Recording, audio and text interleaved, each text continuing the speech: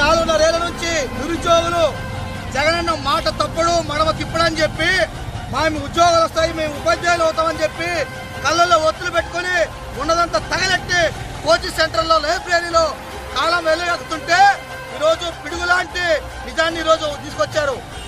Mega DS అని చెప్పి బొత్సగారు చెప్పారు.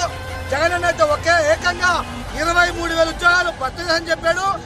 5 ఏళ్ళు అవుతా ఉంటే కేవలం 6,100 ఉద్యోగాలు ఇస్తామని చెప్తా ఉన్నారు.